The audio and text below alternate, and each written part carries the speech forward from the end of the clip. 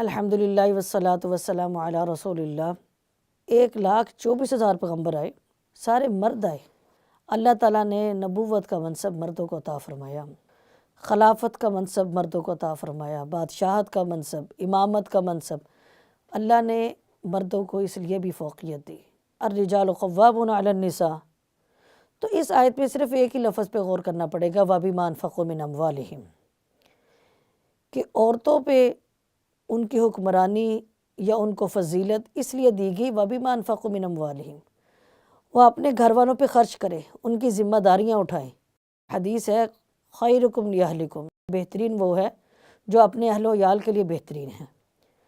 تو اس لیے ہمیں یہ دیکھنا پڑے گا کہ اگر ہم دین کے اعتبار سے نوٹ کرتے ہیں تو دین کے اعتبار سے اللہ نے کوئی فرق نہیں کیا، کیونکہ قرآن کی آیت کیسی ہے، من عمل صالحا من ذکر او انثی وہو مؤمن فاولئک یدخلون الجنہ، مرد یا عورت صرف ایمان لائے اور نیکیاں کرے تو وہ جنتی ہیں، اس میں کوئی فرق نہیں ہے۔ لیکن جب رشتوں کی بات آتی ہے تو اللہ تعالیٰ نے پھر مرد کو بہت فوقیت دی ہے۔ کیوں؟ وَبِمَا أَنفَقُوا مِنْ أَمْوَالِهِمْ، وہ احساس کرے گا، وہ عورت کا خیال کرے گا، وہ عورت کی حفاظت کرے گا، اپنے بچوں کا سوچے گا، ان کے لیے محنت مشقت کرے گا۔ کوئی بھی عورت جمعہ نہیں پڑھا سکتی، کوئی بھی عورت عید کی نماز نہیں پڑھا سکتی، لہٰذا اللہ نے مردوں کو اس وجہ سے بھی فوقیت دی ہے کہ عورت دینی اعتبار سے بھی اور دنیاوی اعتبار سے بھی ناقص ہے۔ دینی اعتبار سے اس لیے ناقص ہے کہ کئی معاملات میں دین میں وہ پیچھے ہے، ان کی کئی نمازیں مردوں سے کم ہیں، دین میں کئی معاملات ایسے ہیں کہ جس میں عورت کو دین میں کمی ہوتی ہے۔ اور دنیاوی اعتبار سے جیسے ایک مرد کی گواہی ہے اور 2 عورتیں بنیں گی تو وہ پھر گواہی دیں گی، تو اس لیے دینی اور دنیاوی اعتبار سے ان میں کمیاں ہیں۔ باقی جو مرد کو فضیلت ہے وہ اپنی فضیلت کو اب وہ اس کو اللہ تعالیٰ نے کئی جگہ پہ ایسے بھی سمجھایا ہے کہ عورت کا خیال رکھنا ہے، لیکن عورت کے ساتھ زیادتیاں نہیں کرنی، عورت کے ساتھ سختیاں نہیں کرنی، بچوں کا خیال رکھنا ہے۔ تو اس لیے وَبِمَا أَنفَقُوا مِنْ أَمْوَالِهِمْ پہ ہمیں توجہ دینی پڑے گی کہ وہ خرچ کریں گے تو ان کی فضیلت ہے۔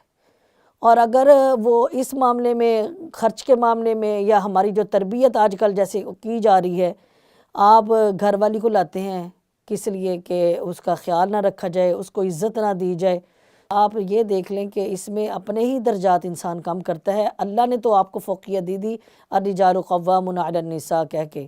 اب اللہ ہمیں توفیق دے کہ ہم اپنے بچوں کی تربیت کریں، ان کو یہ بتائیں کہ اللہ نے آپ کو کس وجہ سے فضیلت دی تھی۔